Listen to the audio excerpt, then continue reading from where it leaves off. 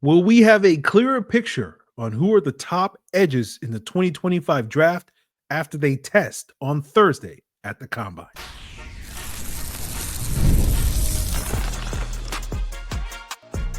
You are Locked On Falcons, your daily Atlanta Falcons podcast. Part of the Locked On Podcast Network, your team every day. Welcome back, everyone, to another illustrious episode of the Locked On Falcons podcast, your daily Atlanta Falcons podcast, part of Locked On Sports Atlanta, your team every day. And today's episode is brought to you by FanDuel. Right now, new customers can get $150 in bonus bets if your first $5 bet wins. And of course, guys, if you don't know me, I'm your very humble host, Aaron Freeman, aka Mr. Drew, aka Mr. Knowles, aka the iron that sharpens the iron, aka Mr. AKA. And I've been covering the Atlanta Falcons for almost 2 decades, formerly at falcfans.com, RIP, still going strong on this illustrious Locked On Falcons podcast. And I think each and every one of you goes strong with me as everydayers.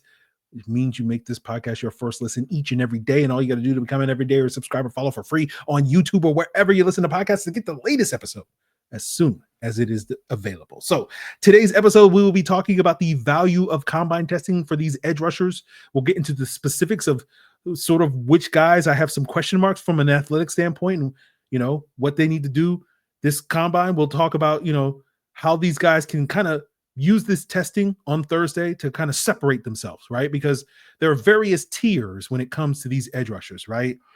That, you know, will the cream kind of rise to the top? And I'm basing this tier system going to a website, great website, NFLmockdraftdatabase.com, and sort of looking at sort of their consensus draft board based off of mock drafts and various big boards and whatnot with these edge rushers.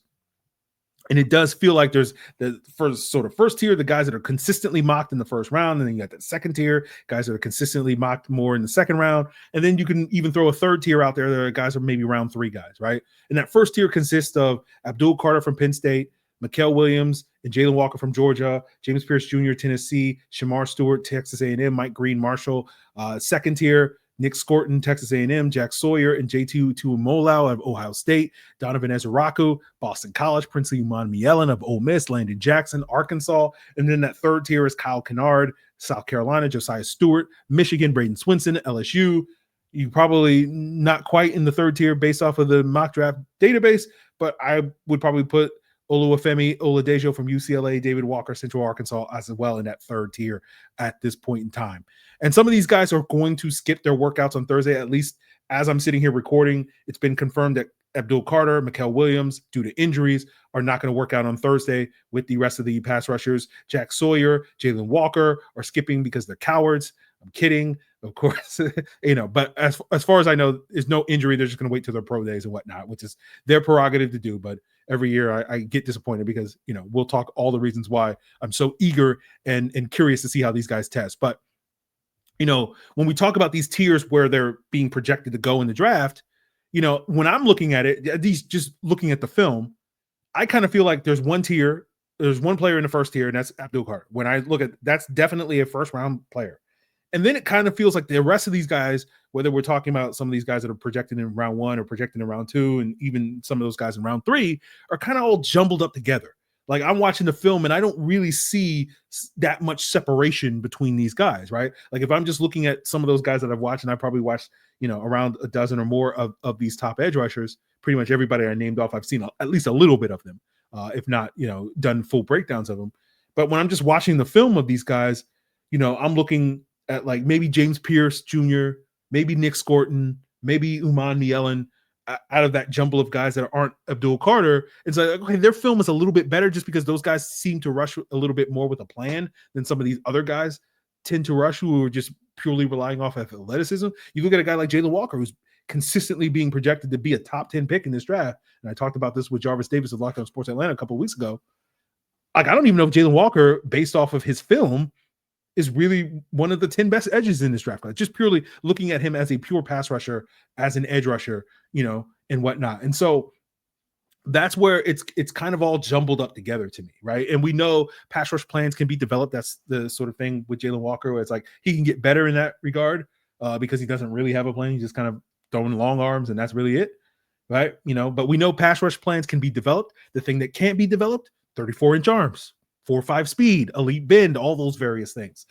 So those are the things that really can, I think, separate these guys. That as we put these guys in tiers or buckets or whatever, you can have that cream kind of rise to the top of one tier or next tier, or maybe a guy that was at the top of one tier. It's like, okay, now we need to put this guy in that tier above and whatnot. And so that's what I think the combine testing is going to really help, at least for me in my evaluation, watching the film of these guys, because it's just kind of just big blob of guys, and I'm trying to sit here and separate all the pieces. Well, okay, this guy's a little bit better athlete here, and this guy maybe not quite be the athlete here, and so we'll put him here at the bottom of the tier. But he's still a really good player, but maybe that's a late second round pick, right? Or early third round pick, as opposed to a guy that I'd be willing to bet on at 15, right? And so right now, because we haven't had this combine testing to help us separate it, it's just kind of a big jumble of mess. And right now I'm just looking at purely off of the film, purely off what I'm speculating what these guys' athletic traits are going to be. I don't know if the difference between, the player that the Falcons get at 15 versus where they could get at 46 is going to be all that different. And that's at least inching me at this stage, and we'll see how it continues to go, towards the idea of, being on team trade back when it comes to what the Falcons should do in round one. Now, obviously that's easier said than done. And anybody can say, like, oh, we should trade back. And it's like, someone's got to want to come up. And, there are complications to that, as we'll talk about in a second, but it's February, a lot of unknown at this point in time. And so this time of year is really about, and that's what the combine is really great for. It's really about collecting data. It's really about finding out more information on these players, right? But it leads me to sort of where I'm at right now. And again, we'll see where we are in April, right? That ultimately is what matters. No one cares what your opinion was in February. It's basically how this thing goes. But like, what are the Falcons going to do at 15, right?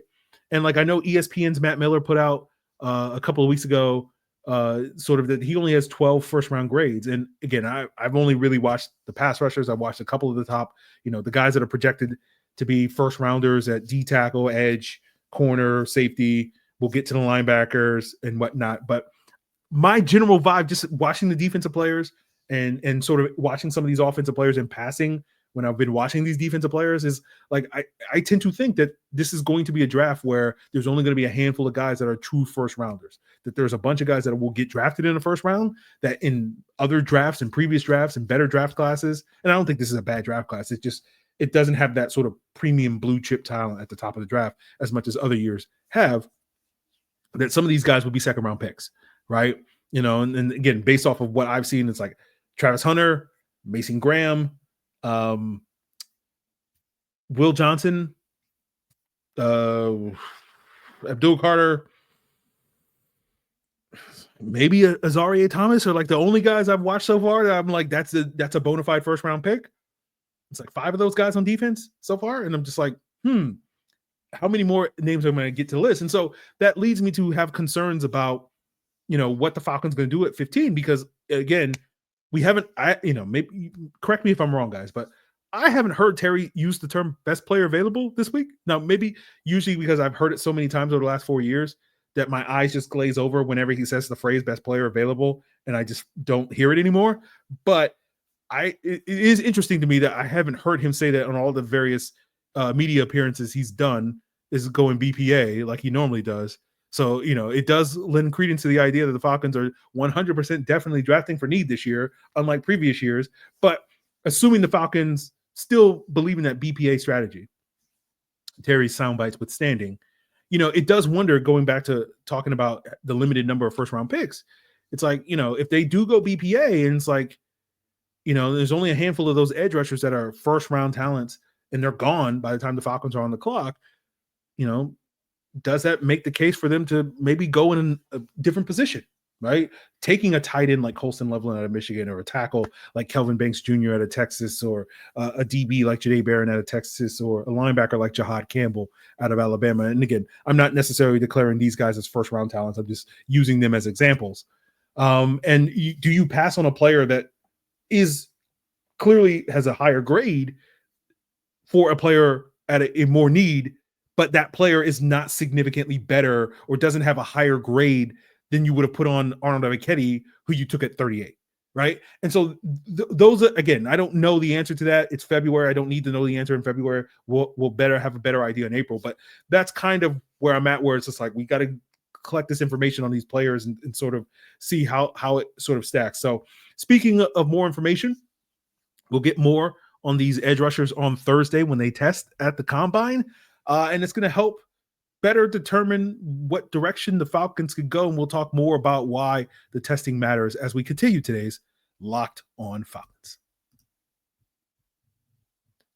So when the game tips off, the NBA action is just getting started, and there's no better place to get in on that action than FanDuel, America's #1 sportsbook, because with FanDuel, you can place live bets throughout the game from the opening tip-off to those closing seconds on that fourth quarter comeback. You can stay in the action. And of course, if you're looking for a bigger payout, we love the same game parlay where you can bet a little, win a lot, all and combine your bets on the same game in that same game parlay, whether it's, Dyson Daniels steals over under, Zachary Risache rebounds. And I'm sure some of you guys like, Aaron, you do the Zachary Risache French accent. Why don't you do the Australian accent for Dyson Daniels? And it's like, because my Australian accent is not nearly as impeccable as my French accent is. And so, you can combine those bets, right?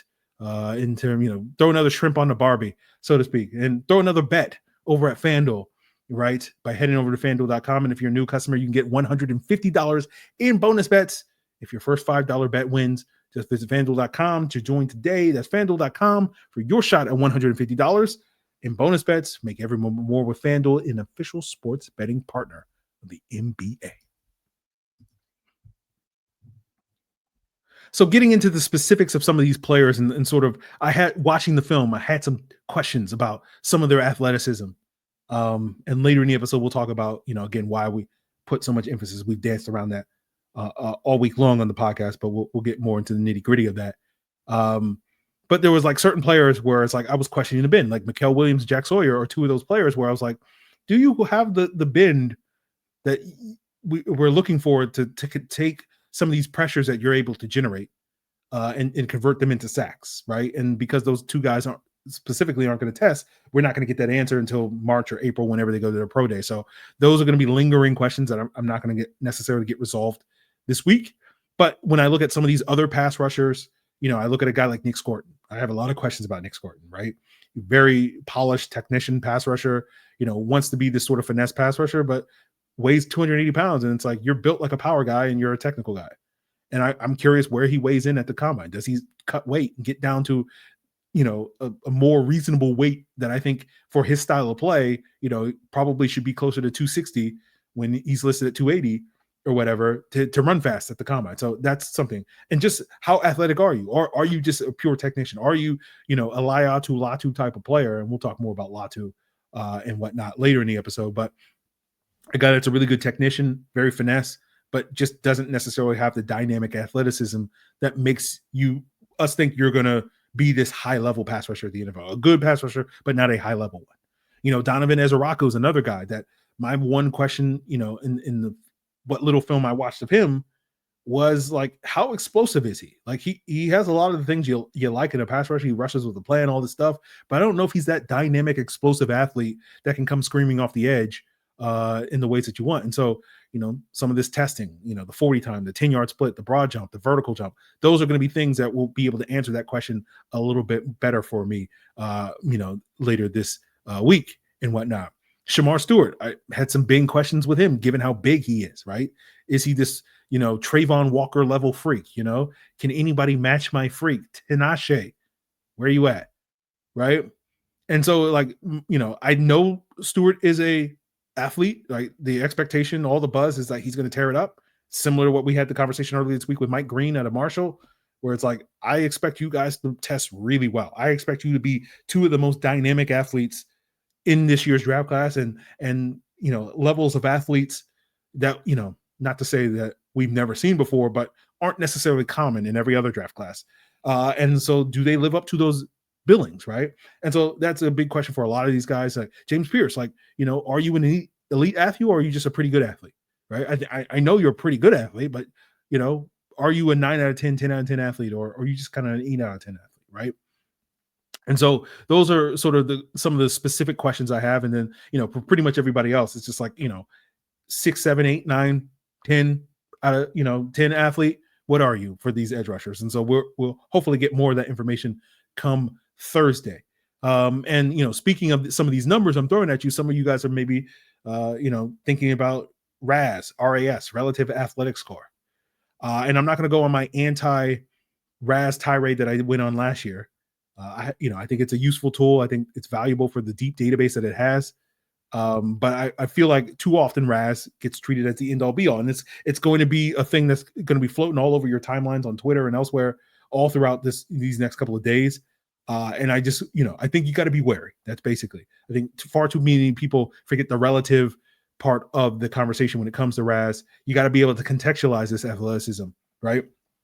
And one of my main issues with RAS, two main issues with RAS are like, it's a strength and a weakness of RAS, right? How deep the database is, because it has like database from combine and pro day stuff from like 40 years ago. But it's like, I don't think it's that meaningful to compare 2025 athletes to 1995 athletes, because like 1995 athletes weren't really training for this stuff like 2025 athletes are. And so like it kind of waters down the comparison. So like, yeah, of course, everybody today is getting 9.6s compared to guys in the past, but it is useful to have that stuff from 1995 and whatnot. It's just not as useful as I think some people think it is. And then my other issue with RAS is like, I think it overrates and overweights, if you get the difference, height, weight, and like bench press, which I think are probably the least meaningful of the combine data we get, right? Like, height, weight matters, right? You want a guy to be, you don't want a guy to be like 5'6" rushing off the edge, but like, is it really that more meaningful for an edge rusher to be like 6'3" versus 6'4"? Right? Is a 6'4" guy automatically a better athlete than a 6'3" guy? Not really. Is a 250-pound, edge rusher more athletic than a 245-pound guy, or 270-pound guy more athletic than a 250-pound guy? Like, not really, right? And bench press has got to be the most useless combine metric, right? Football is not an upper body strength sport; it's a lower body and core strength sport. But not to sit here and pick on RAS, but it's just like, I feel like far too often, I just remember this vividly last year with the whole Latu versus Dallas Turner versus Jared Verse conversation. And I was a little lower on Latu than a lot of other people that were particularly Falcon fans who thought he was going to be the next big thing. And one of the reasons why I was lower on him, because I didn't think he had quite the athleticism that you ideally wanted at this position. And I just remember getting so much pushback from people who were like, how can you say that? He has a 9.3 RAS. He's a great athlete. And it's like, he's like a 6 or 7 out of 10 athlete. But that's really where, we'll get more into why this stuff matters, right? And we'll drill down specifically on Latu and some of those issues and how this applies to how these guys project at the next level, and getting into the nitty-gritty of why the athleticism, why we focus so much, and why it's hard to get a complete evaluation of a player without knowing this athleticism when it comes specifically to guys that rush the quarterback. And we'll break that down as we wrap up today's Locked On Falcons.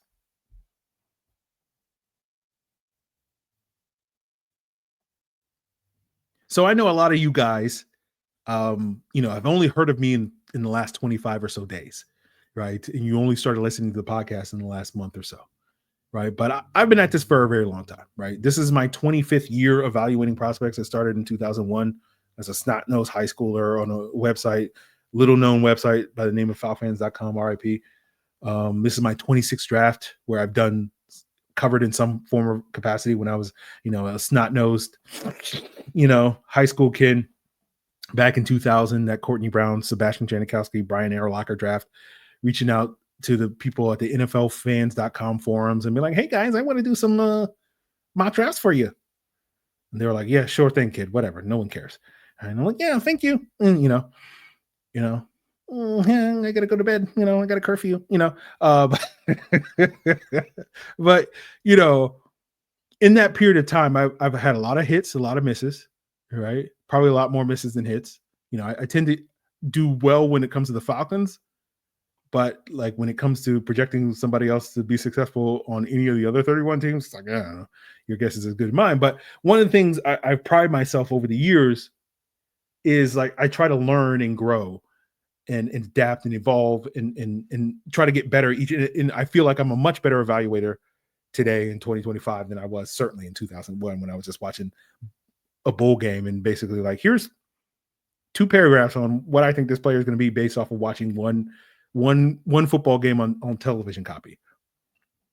But and I bring that up because I think it is rare in this space. And I bring that up because, you know, when we talk about, you know, Latu, and again, he was a player that a lot of Falcon fans were really wanting. And I'm not saying all this to pick on Latu. I just think it's a useful example to talk about this, right? I think he's going to be a good pro, you know, but I was skeptical of him being the sort of dominant pass rusher that he was in college at the next level, right? Because I felt like for a lot of Falcon fans, they were focusing on the results that he had in college and not looking at the process, right? And, you know, we're going to finish today's episode talking about process, right? And getting back to what I was saying earlier, where Latu was like a 7 out of 10 athlete despite his RAS score, you know, that's fine.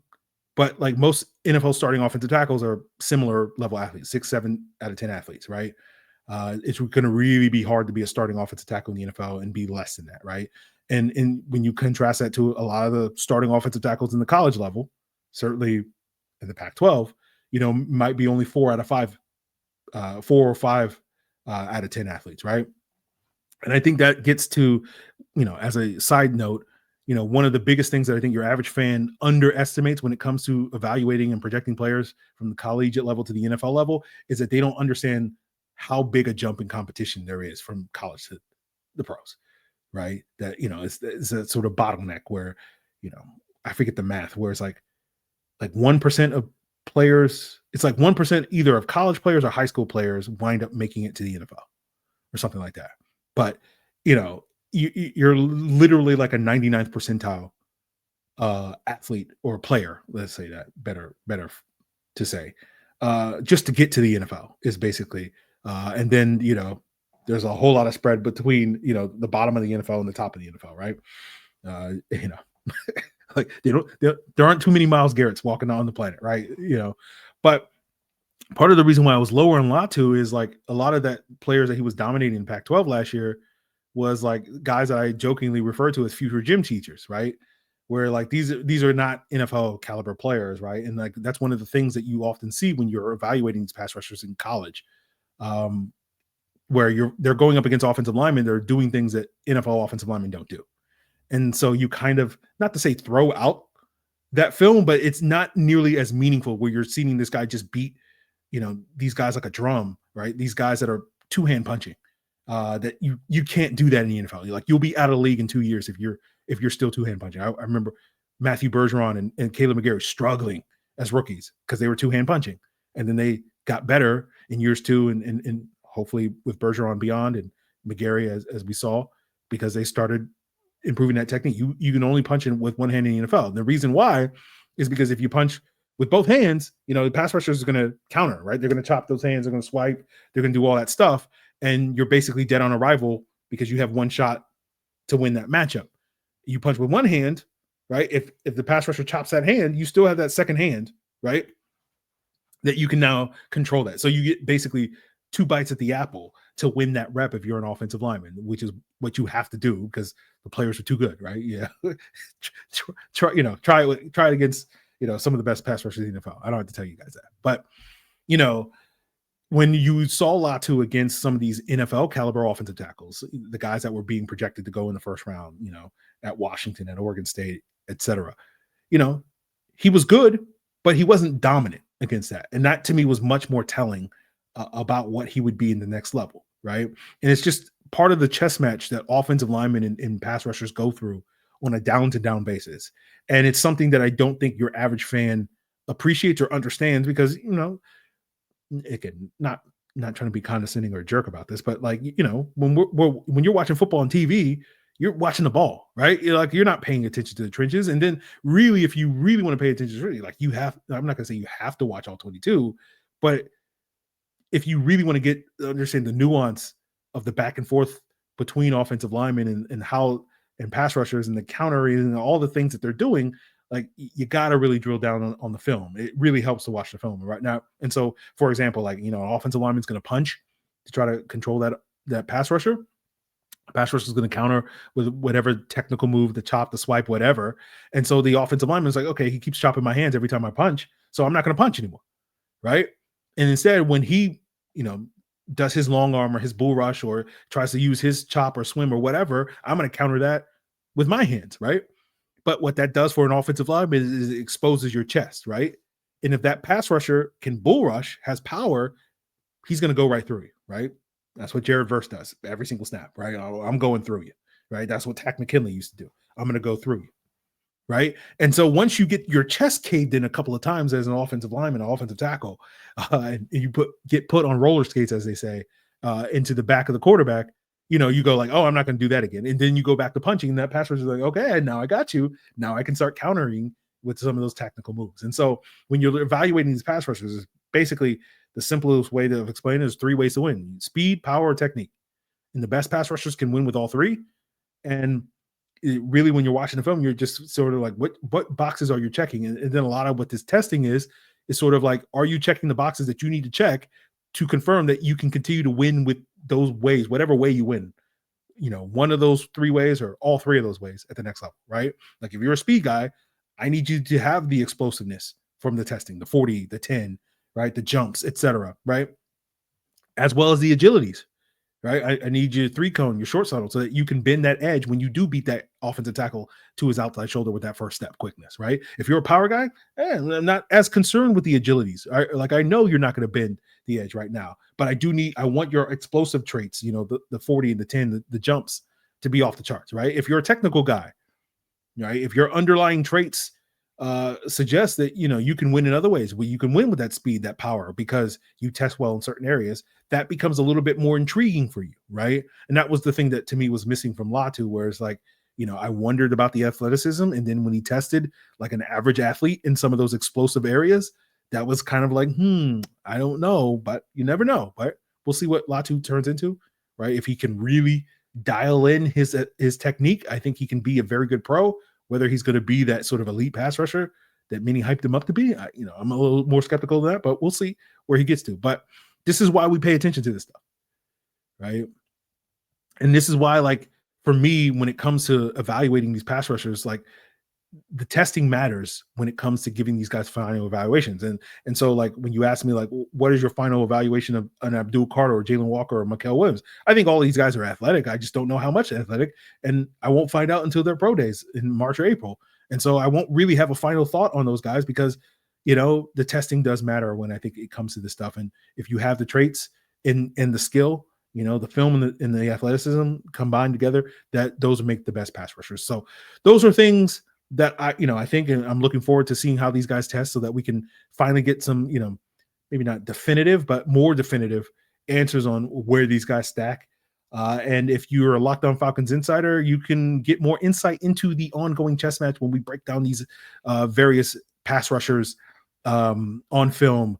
And of course, the Locked On Falcons insiders get access to that at the link in the description below at joinsubtext.com/LockedOnFalcons. In the next 24 or so hours, as you guys are listening to this, I should be coming out with a breakdown of some of the top D tackles like Mason Graham and Kenneth Grant of Michigan, as well as Derek Harmon of Oregon. I looked at Walter Nolan prior to the Senior Bowl, but already looked at some of these top edge rushers that are in sort of that first tier, looked at some of the top DBs already. Well, at some point we'll turn our attention to the linebackers. Probably the next couple of weeks we'll focus more on free agent stuff and whatnot. But if you want to sign up to become a Locked On Falcons insider to get more insight into that ongoing chess match between these offensive linemen and pass rushers, you can sign up at that link in the description below. 14-day free trial, $4.99 a month thereafter. So go check that out. Tomorrow's episode, we should be joined by Jarvis Davis of Locked On Sports Atlanta. Based off of what Jarvis's schedule is usually like when recording on Thursdays, we'll probably record before the testing happens, so we won't necessarily be reacting to that. But I'll get Jarvis's thoughts on sort of who are the guys he's going to have his eyes on when it comes to the testing. And I'll probably also ask Jarvis, like, why haven't it been announced that the Falcons are allowing Kirk Cousins some permission to seek a trade, right? That's interesting. All these other players around the league are giving that permission. And I'm like, my mind immediately goes like, oh, because the Falcons know they're not going to trade Kirk Cousins. But maybe the Falcons know that they're not going to trade Kirk Cousins anytime soon. So, maybe they haven't figured it out. Who knows at this point in time? So we'll get Jarvis's thought on that. Maybe also talk about some of these other players that are on the market and whether or not he's interested in some of those guys. So that is in store for you guys tomorrow on Locked On Falcons. And, want to give a shout out to the Falcons for getting high grades on that NFLPA scorecard after last year. They made a great leap forward in terms of the facilities and how the team, treats the players. Hopefully they'll make a similar great leap forward when it comes to actually winning football games this upcoming season. So they're on the right track, right? That's what we'll say. We'll do that. So that's it, guys. Continue to make Locked On Falcons your first listen. Check us out on YouTube or wherever you listen to podcasts. And of course, check out all the great content over at the Locked On NFL Draft podcast with Keith Sanchez and Damian Parson, getting you guys geared up with the standouts. What is it? How does DP say it? It's like, they get the bag or they lost the bag or whatever. I forget however he breaks it down, but he does a better job of it. Of the guys that, win and lose, rise, fall, all that stuff at the combine. It's all available as part of the Locked On Podcast Network, your team every day.